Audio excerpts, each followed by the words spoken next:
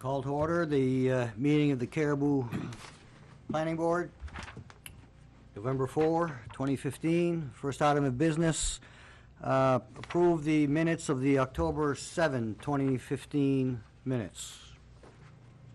Make a motion that we approve October 7th meeting. Moved. Second. Moved and seconded. Any discussion? All in favor? Unanimous. Second item of business, new business, daycare ordinance. So as requested by the board, we're presenting a proposed daycare ordinance here tonight. The ordinance simplifies the process and lessens the burden for people looking to open a daycare in Caribou. The state already places a lot of strenuous regulations on people in this room. I feel the regulations are enough for Caribou. We don't need to add on to those. So the proposed ordinance is on the following pages. The underscored passage of this ordinance a placeholder for a date? Either way. So the words with the strike through are language that would be stricken. The underlined words are things that are new and would be added. Okay, because based if upon we the keep changes. it as it is right there, then it says, and operating prior to the adoption of this ordinance, passage of this ordinance. Right, we need to strike Oh, out. Right. Adoption of this ordinance needs to be stricken. It just didn't get stricken when it should have. Yeah, I'm in agreement with that. Strike that. I had one other wordsmithing thing on the outdoor play area paragraph on the next page. After the semicolon, instead of the word "they," I would prefer to see the words "play areas must be located." Just to be more Just to specific. be more specific. And I have a question on, it's the strikeout of all homes must comply with all building, plumbing, life, safety. Is that because that is handled by someone else? It's handled by the state, I think. The state has to go through the whole fire marshal, Okay. or they have to go through their checklist there. And on the bottom one with the site plan, I assume something else takes into effect new construction of daycares or additions to currently existing facilities for daycares in regards to that? For a new construction, that would all have to go through site design review. That would likely be brought to this board, depending upon where they were looking to build it. The second part of your question, repeat that for me. Like if you're gonna add on to an existing property, like an addition.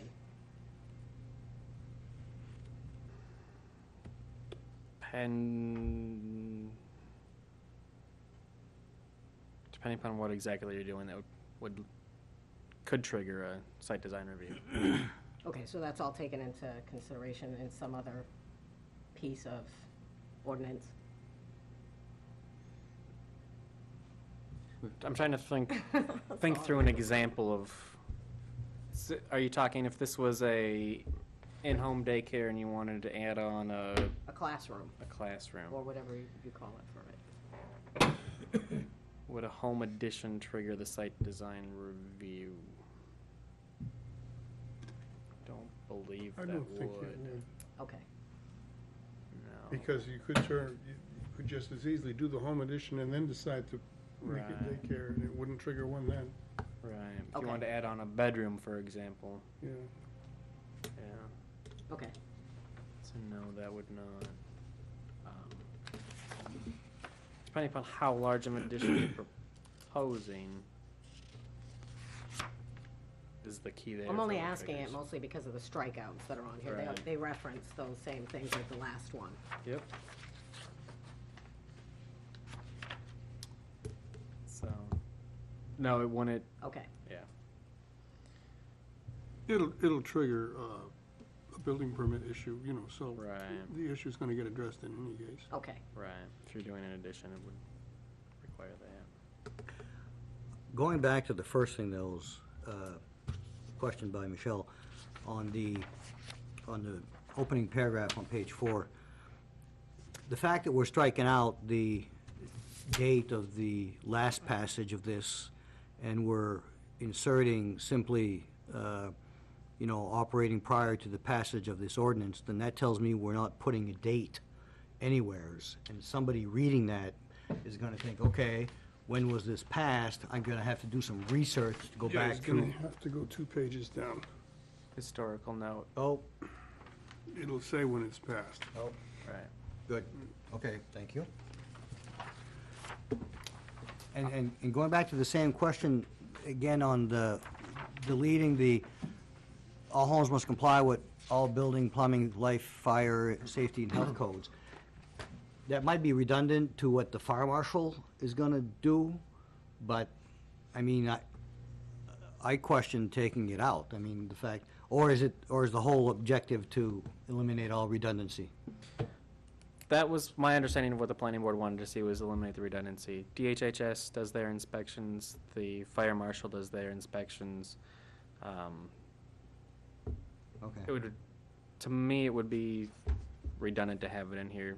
Yeah. Homes, if they're In- built properly, should have the building permits, the plumbing permits, and that In type of some thing. cases, it may meet code that was extant at the time it was built. It might not necessarily meet current codes, but it'll meet codes sufficient for DHSS. Good point.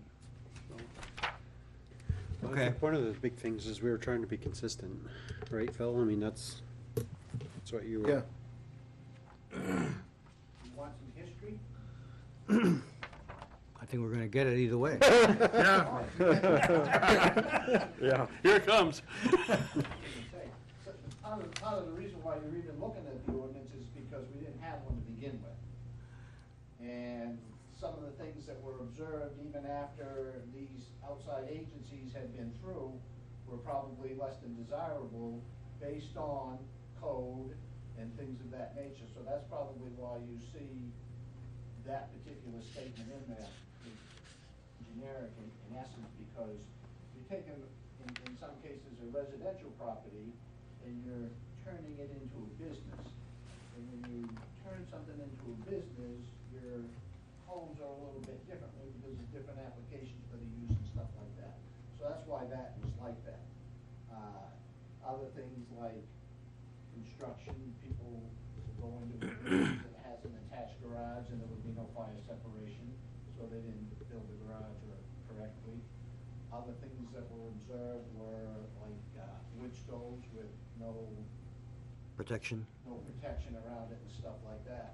So in order to just put something together a little bit more cohesive, other than just your general, yeah, go ahead and do it, that's why it has a little bit more meat in it at the local level, that's all. But if somebody, wouldn't some of those things that you cited have been picked up upon by DHHS or the fire marshal?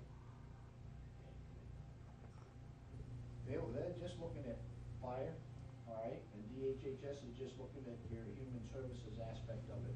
I don't think anybody's looking at it from code. When we put it together, we looked at it from code also. That's all. Yeah, Just so you have a history of why that stuff is in there. I was gonna say, the lack of a proper separation between the garage and the house would be fire marshal territory that he should pick up on. And I would hope the DHHS would pick up on, if not the fire marshal, would pick up on the lack of adequate protection around the And I looked- Around the wood stove, yeah. I looked online to see if I could find a list of guidelines for what they need for daycare, and I mean, I couldn't find anything that would list out, okay, you gotta have this, it's gotta be here. So, I don't know if there's a document we can reference as far as saying, must meet state of Maine healthcare or daycare requirements. The fire marshal's supposed to be looking at life safety, all right? So that should be incorporated in his inspection. So that portion of his job, yes, is being done. Human services, I think from the way that it sounds to me, they're making sure that you have your proper certificates. You're gonna be able to provide for the customers, the needs that they have. In other words, you've gotta have X number of people for X number of, Right. so on and so forth. And I think that they look at all that stuff and they make sure that the facilities are adequate to accommodate the amount of kids that you're gonna have. And that's, to me, from the sounds of it, is about all that they really do. And I don't think in my research that I found anything specific as to what they really check was like. Right, and that's one thing I couldn't find when I was looking. It's buried pretty deep. There's administrative rules. If you go to their website, and then you just gotta keep clicking links, and you'll eventually get to a laundry list of, they're not totally specific, they're kind of vague. Yeah. But it does set out at least their criteria. I can't remember what they call it. There's different sets of rules, whether you got an in-home one, or a daycare center, or a, Depends on the application. giant school.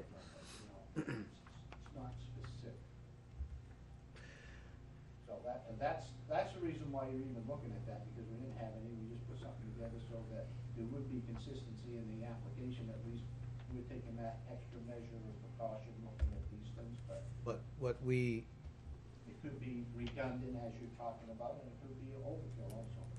yeah, I was gonna say that's because, I mean, the reason we're looking at it, you described the reason it was put together in the first place, and now we're taking pieces of it away that appear redundant, and, you know, why make the applicant jump through the same hoop several times?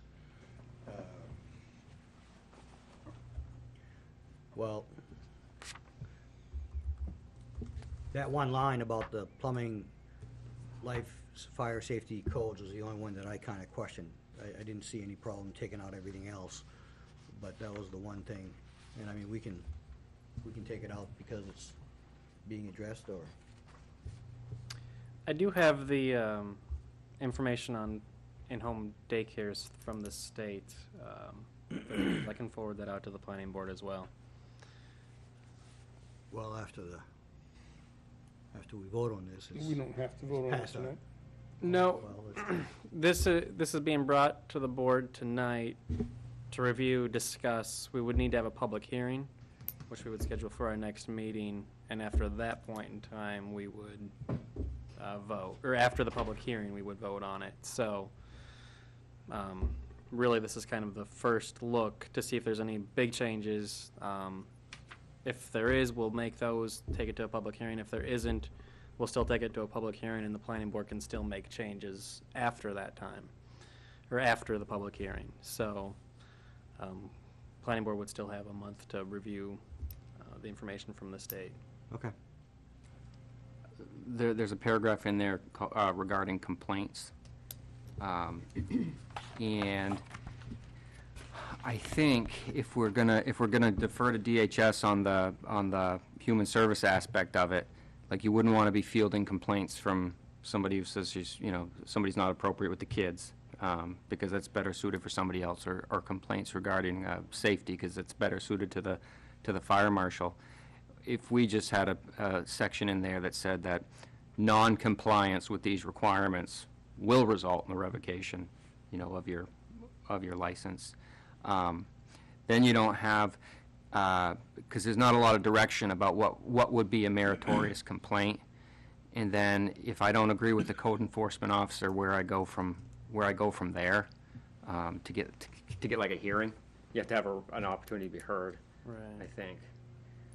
But if you set it up, just said non-compliance with any of this stuff is gonna result in a revocation, then I think it's on the code enforcement officer to bring it in front of the council or somebody. And that would operate like a hearing. There's your opportunity to be heard and your notice, and you're good to go all the way around. So you would take out that category entitled complaints? I would change the heading to non-compliance, Yeah. Oh. and then fashion a sentence. Yeah, 'cause then it can't be used offensively, like your neighbor hates you and Yeah. is gonna make a complaint against how you're running your facility. You know, people like that in Caribou. No. Not in Caribou. No. In Linden, they've got. Oh, I didn't hear that. So change the title from complaints to non-compliance. Right, yeah, that's a And- very good suggestion.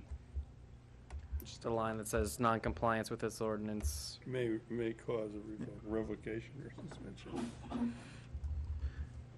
And I think on that section above it, under inspections, there's the second one from the bottom, it says, "No portion of the daycare facility shall be located within 300-foot distance from any potentially hazardous land use." I mean, what are we gonna define as potentially hazardous land use? Because I think Ms. Blackstone's is abutting a farm area behind it. I don't know what the distance was from, like, you know, and at what portion are they gonna deem the daycare facility? The outside play area, if it's in the back, I mean, where are they gonna draw the line as far as where does that distance of 300 foot start and end? 300 feet is quite a long distance. And I mean, I would dare say, if I remember correctly, I mean, I doubt her lot was 300 feet deep. And then from the back side of the house, let's say, to where the tree line was, and then there was the farming area right behind it. When she was presenting that, though, it sounded like DHS had come and sized up everything that's abutting what she was gonna do. Like if there was a dangerous use next Right. door, it sounded like they're already covering So that do we issue. need to strike this from ours, or, I mean, do we wanna, That sounds like a good suggestion. My, I don't wanna get caught holding the bag. Right. If we allow it, and then DHS is like, well, yeah, but, right, my thought on potentially hazardous land use would be something like a fuel farm or something along those lines. A fuel farm? Like the propane tanks. Tank farm. right, Okay. Yeah, something that would but I be. mean, Or a scrap metal yard. Right. So That was my take on it. right, but I mean, because, we I don't have a mean, definition section. right. But, because, I mean, you could tie that back into, yeah, it may be within 300 feet, but now it ties into the part where, you know, we're getting rid of the fence area requirement on our end, even though DHS has said it's safe, you know, and then little Johnny runs 300 feet away from the little lady and out in the potato field he goes. Because she may not be able to keep up with him when he takes off on a dead run, so. Right.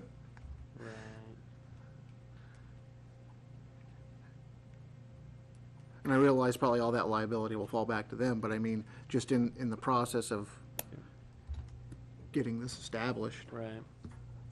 Well, you set yourself up for all kinds of issues if you start to try to define potentially hazardous. Right. Because the first thing it's gonna do is the farmer's gonna come in and say, he's not hazardous. Which ties back into the safety aspect of it, of fencing or whatever like that, so, you know, that we currently have, which I don't think, you said that DHS doesn't have a fencing requirement, do they? It's up to the inspector, is my understanding, that Okay. they might require it. If we're gonna keep that, I'd wanna discuss if we're gonna reduce the 300-foot distance. 'Cause like I said, 300 feet is That's totally arbitrary distance. It is, because, I mean, the road's probably the most dangerous thing Right. nearby a daycare. But if the play area is in the back side of the structure, and then the next thing beyond that structure is potato field. Yeah. And there's just a tree line there, you know. Right. Should we take out a 300-foot and put a reasonable? Yeah, anytime you do that, they're gonna come back and say, well, what's reasonable this year? Right. Yeah. I think if you've already got DHS sizing up, you know, the potential hazards surrounding the facility and either imposing or not imposing a fence requirement, they probably got this covered. So we should strike the whole thing. I would think. Okay. Yeah. Anybody opposed to striking the whole thing? Okay.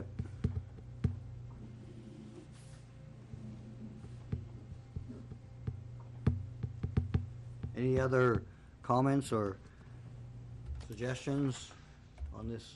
Do you know how many daycares we actually have in Caribou that are doing it by the book? Not right offhand, but there's a list. Yeah. Yeah. Do we What's know up? how many that aren't doing it by the book? No. I think the HHS has cracked down quite a bit, from what I Yeah. understand, on that, and a lot of inspections, and How- they've how many- closed some If- they've if closed some somebody- daycares recently. If somebody's grandma is babysitting, all right, and the parents are actually giving grandma some money to do that, that doesn't fall under the daycare thing. No, it's gotta be a certain number of kids. It's like and- two kids who aren't related to you. Right. Yeah. Then you're- And the IRS recognizes that too. They won't let you take childcare deductions for money paid to family members. That's consistent. There are probably some out there above and beyond the current list though. Yeah. Underground. Gee, I could, Not literally, but. so I, Yeah, I'm sure it's, Well, you never know. my wife can take care of my sure it is kids. happening, I'm sure. You can pay her, but you can't take a taxi to, Right. Sure there's some. can't take your credit, sorry. Shoes. Probably can't deduct that hot tub as a medical expense either. Probably not. Anything else? Be good with it. Okay, are we having a motion on this, Mr. City Manager? We'll need a motion to have a hearing next, Move that we Meeting. have a hearing, and is that the next step? If you want to make a motion for that, we certainly can. Yep. Did we want to address any of the issues with regards to looking at what the state has for requirements first before we put this out for public hearing? Well, Or he mentioned that there's opportunity for us to make changes Change it. at the Right. public hearing or Okay. after the public yeah. hearing. Okay. I think if Austin could forward us that stuff, we could look at it and come to the hearing armed with it. And after we have public hearing, then it goes to the city council, who also has public They have a hearing. Right, too. they have to introduce and have a There's- public hearing, so, There's another 3 or 4 months to go. right. Anybody want to make a motion? I think I did. Oh, you want to repeat that, please? I move that we have a hearing next month. Second. Any further discussion? All in favor? Unanimous? Okay, old business, chapter 13 rewrite.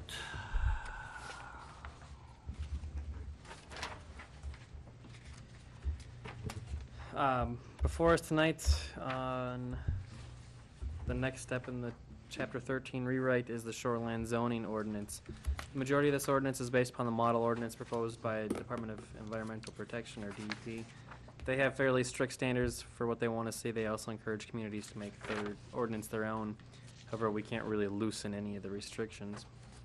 Any changes we do make to this ordinance would need to be submitted to EP for their approval as well. There were links there for anybody that was interested in reading the DEP guidelines and the additional information on shoreline zoning. So our ordinance is fairly close to what the state requires. There are a few differences that I highlighted.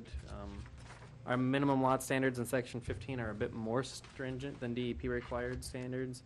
References to tidal waters are not in our ordinance, as it doesn't apply to here in Caribou. There are a few options the city has as it relates to the timber harvesting within a shoreland zone. I would encourage the planning board to keep that with the state for their enforcement and not put that on the city.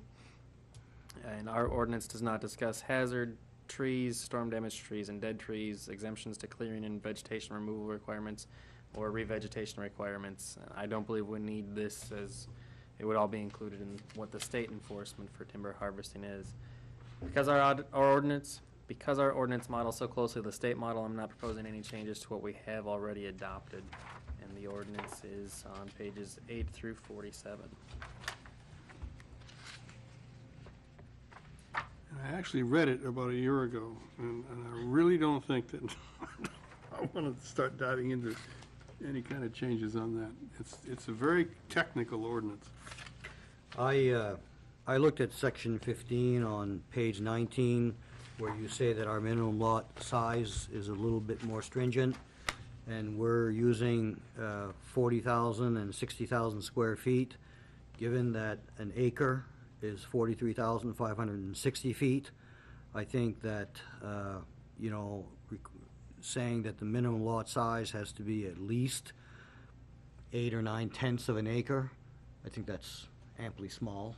I mean, and so, I don't know what the state requirement is compared to our 40,000, but when I think of, it's less than an acre in size, I'm thinking, well, it's not like we're saying the minimum size has got to be 10 acres or something like that. So for that difference, I didn't see any reason to change it. No.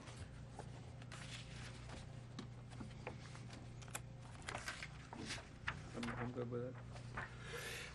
So, does anybody have any proposed suggested changes?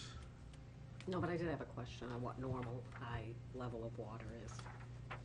Like, what does normal high water line mean? Isn't that the 100-year flood? That's Yeah, two it's different, based upon the FEMA flood level lines or water level lines. We don't determine the normal high water line. Okay. That's somebody above my pay grade. okay. Well, I thought it was the 100-year flood, whatever is the worst flood you could have in, Is that what it is? within, well, I know that. Well, I don't know if that comes defines in- normal. Yeah, I don't believe Oh. that's the normal. Okay. If you go out to a You're lake right. with a rocky shore, you can find the normal high water mark pretty easily. Because below that mark, the rocks are white, and above that mark, they're not. Or vice versa, Did you say wet or white? white. White. Different color, Oh, okay? Take a look at any photograph of Lake Mead. You can see where the high water was once. It's a lot higher than where it is now. Is there even any water left in Lake Mead? Oh, yeah, there's still a lot of water there, but not as much as there once was. It's not hard to find. The normal high water line. so, do you want a motion on this, or we just, No, it's just consensus still on this, on the okay, review. we have consensus? No, I think so. Okay. Is there any other business to come before? I the have planning board? two things for the board. One, we received a home occupation application, and the zoning table says that home occupations are approved by the code enforcement officer. This one will be a in-home beauty salon. The table says it's approved by the code enforcement officer, but the ordinance itself refers to the planning board as reviewing the information. So I'm looking for guidance from the planning board as to That's what we've typically done in the past, is have them come in front of us, right? I believe we had Jamie Sears' wife on Sweden Street. Yeah, we did. We did that and one. I'm questioning why. Did we just ask you what to do? As if we did. We probably should just That have was- an enforcement officer. Was it this year that we did that? Or We have a he was, question? he was building something, all right? wasn't he? No, they put an He did addition an on. addition on. Right, they put an addition on for an in-home occupation. Right. So the But I don't think she came before us because of the addition. She Right. came because of what the addition The was in-home gonna be used occupation. for, the home occupation. We have a question from the audience. Yeah, is a beauty salon considered a home occupation? Yes, it is. I've had two of them. Beauty salon? Yeah. Is it a beauty salon where somebody comes in Can't you tell? and you're providing a service for somebody? So, I don't know if that meets a criteria, is it? Criteria of what? Of having, Home occupation. I don't see, It's been a while since I. it's no different than if an attorney sets up an office in his house, that's a home occupation. Selling a service. The bottom line is you're making money out of your house. Yeah. One of our issues with the medical marijuana is that all these people that are incognito are running a business out of their house. And they don't have home occupation permissions. So, I mean, a beauty shop is. Only gonna be the occupant of the house performing the services? correct. Yep. Yeah, that's Will the be no definition. other- Right. That's the demarcation line. Right. So it would just be one of the homeowners, married person. One of the homeowners would be cutting hair out of her home. For instance, like Jamie's wife, she's all by herself. Right. Yeah. So- Excuse me, go ahead. So the table says that it's code enforcement officer approved. In the ordinance, it says that the requirements, shall be satisfactorily demonstrated to the planning board before a permit's issued. And those requirements are, it only employs residents of the dwelling. It's within within the principal or accessory structure, no more than 50% of the total square footage. Everybody has to stay on the first level, clients have to stay on the first level, those types of things. It seems to me that the code enforcement officer can make those determinations. I agree, and I will go on to say that in addition to that, there is an inspector from the cosmetology board, which will come, because if you're opening a business, you need a license. Right. and you will be visited by the cosmetology inspector who will require a bathroom, certain size, etc. So it kind of goes back to the daycare and DHHS. We've got a state government agent that's coming to do an inspection. So I agree with Bob that I think the CEO, code enforcement officer, can make those decisions. Is that in 13? that Yes. ordinance? Did Yep. we already review that? No. Oh, No, good. it's on page 872. Yeah. 'Cause that would be embarrassing. No, we'll make that change when we get Okay. to it. But yeah, we'll be reviewing that. Does anybody feel different? No. Okay. The other thing I had for the board, currently it's a home, the property at 192 High Street. It's, Where's that in relation to Hannaford's?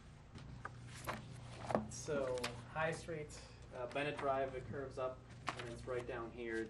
It borders the C2 zone. It's currently zoned as R2. On two sides, it's bordered by C2. We have a person that's interested in potentially buying that place and putting a business there. They're wondering if the planning board would be okay with rezoning that parcel of land to a C2. I still haven't figured out where that Is parcel is. that where they have the not barber shop, Is but that the where the hair? barber shop was? No, it's just one down from there. So if you go Is it the one towards right Route on the 1. corner? No, it's right adjacent to that. So it borders that. It's just down High Street from there. Wait a minute, if you're heading Is it where towards- Cheney Real Estate is? Yeah, which side of the road is it on, first of all? It's on the north side of the road. Okay, so is it across from Cheney Real Estate? If I had a projector, this would be a little easier. So we've got High Street and Bennett Drive, and it's this parcel right here. It's This be, It's not the one in the corner. it's not the one on the corner, it's behind it. I see where you're going. The Route 1. So this is zoned commercial, this is zoned commercial, this is zoned R2. And what's beyond it? R2 homes. So this right now is being used as a rental home, if I'm not mistaken. Is there, I was gonna say, is there a driveway there? There is. Which one's that? It's about the storage place. What type of So it's the business? yellow house? and the The storage yellow, building? the yellow It's house? the one that's got the green Bennett Drive. This building. is on High It's the Street. one just is it the one with the White House and the green building attached to it? Or is it the one just beyond that, heading down High Street towards the bypass? Just beyond that. Yeah, it's beyond heading down High Street, not the one in the corner. Yeah, it's not the old barber shop. Right. It's past it on, towards Limestone. Because Right. the old barber shop is in the commercial zone. It's in a commercial zone, correct. And you're saying that, so he's got commercial on this side of him, And to and the he's got north. commercial On the north. He's got because commercial it's on two Bennett sides. Drive. behind him. Behind him. Behind him. Yes? If you made that piece of property, if you extended the commercial zone, there would be no breaks in between that would be. Correct. So there should be no reason why you couldn't do that. Right. As Yeah, it's long as- already abutting. As long as you're not spotting it. Right. It's Okay. We're it's a expanding, but we're not Now, isolating. is there a residence? There's a residence right After it? behind it, right? No, no, well, isn't behind it another commercial? No, so further up High Street, there's 4 houses along High Street, from between the old barber shop and Route 1. So there would be,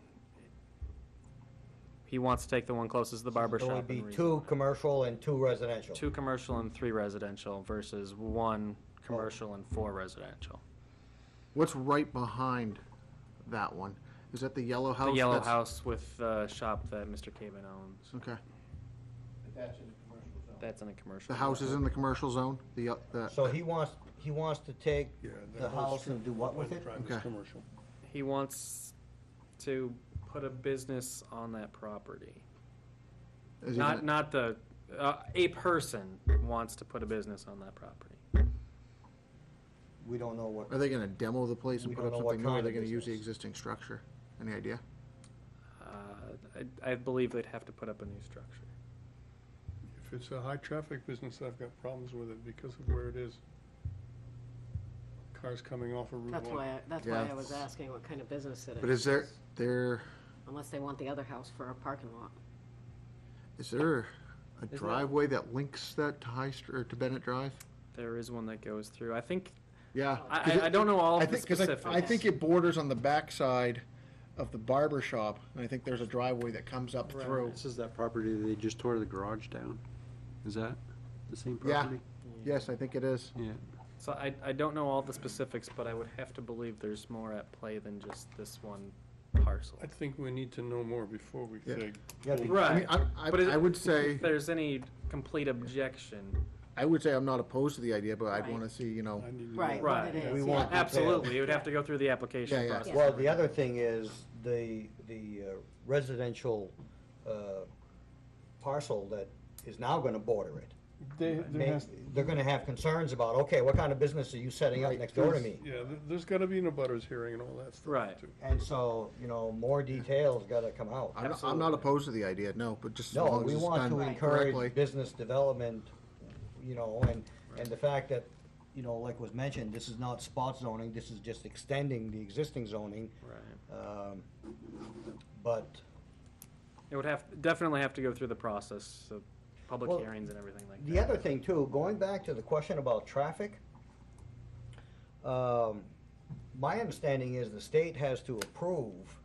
When I built my house on Washburn Street, there was a driveway there. And, and I talked to the state and I said, why do I need your approval for a new driveway? This is because the old driveway was for a potato field, for a farming operation. You have a different use. We have to approve the new use, or we can shut you down. So I think if there's a traffic But concern, that's a state route. yes, it is a state route. I don't think High Street. Okay, you're right. High High Street Street's within the compact area. Yeah, High Street is. They'd have to go through The state, those discussions with the state DOT. They would? yeah, because the state's the one who maintains that road, right? More or less. Do they maintain High Street? Supposed They- to be. Well, that's why I said more or less. It's a state road, yeah. Yeah. Oh, okay. I didn't know. So, What route number so is it? any concerns we have about traffic should be addressed by the Depends state. which way you're going. Because it's gonna be a different use. Right. Even though you might be using the same driveway, it's for a different purpose. So, Okay, so we, Yeah, but as far as the zoning issues and stuff like that are concerned, I think what traffic for belongs to us. But if you're extending the zone one lot from what's already, the traffic factor's already in there anyway. My concern for the traffic isn't necessarily the traffic itself, it's that there's still a resident there. The abutting And there's resident. other residents right in that I know what you- in that area. Because, more traffic the better, but Right. not, we're not opposed, Yeah. but we're not, that's not to be. We need more information. That's let's not just to say be- we're skeptical. That's not to be twisted to say that means we're approving. Right, no, absolutely. But I'm not hearing anything that would be a flat out no, so. No. On another note, how are we doing on the one that's one lot up on Bennett? The quasi apartment. That, that, to my knowledge, should be being vacated within the next few weeks and that use won't be resumed. Okay. Was that your first or second item of business? That was my second. Okay. So, is there any other business? Just need to establish our next meeting. We're done? Okay. Is the application that's going in there conducive to the current neighborhood? We have no application. Somebody's just putting out feelers, I think. Yeah. You too. Motion to adjourn? I'm trying to confuse what's going We set our on. next meeting date, Next meeting, that should be the first Yeah. month, Should first be. Wednesday in Is it? December. I which was is gonna what? say, I thought it was. 12/2? I thought, yeah, next meeting date is 12/2? With the Looks with the like it. public hearing scheduled for 12/2 as well? Yep. Okay. The city manager and I are gonna buy pizza that night, so you might wanna be here 5 o'clock. Oh, really? Yeah. Mushroom space. I like the works, but no black olives. Give me everything, but, so you're not getting everything. Let me just clarify things. This ain't working. Say what? It ain't Burger King. We don't get it our way. May I have a motion to adjourn? I move we adjourn. Seconded?